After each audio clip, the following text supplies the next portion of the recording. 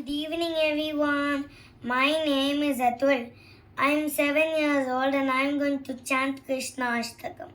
Vasudeva Sudam Devam Kamsa Chanuramardhanam Devaki Paramanandam Krishnam Vande Jagadgurum Atasi Pushpa Shankasham Haranupurashobhitam Ratna Kankanageyuram कृष्णं वन्दे जगद्गुरुं कुटिलालकसंयुक्तं पूर्णचन्द्रनिबाणनं विलसत्कुण्डलधरं कृष्णं वन्दे जगद्गुरुं मन्दारगन्धसंयुक्तं चारुहासं चतुर्भुजं बर्हिपिञ्चावचूडाङ्गं कृष्णं वन्दे जगद्गुरुम् उत्फुल्लपद्मपत्राक्षं नीलजीमूतसन्निभं यादवानां शिरोरत्नं कृष्णं वन्दे जगद्गुरुं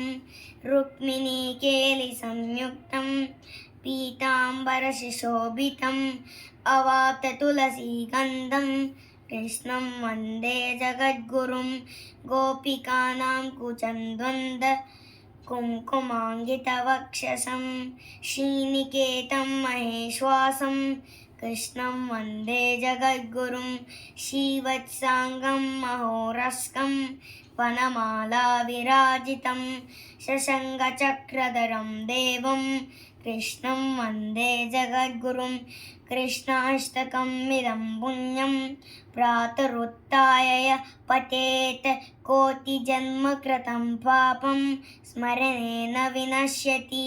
Thank you.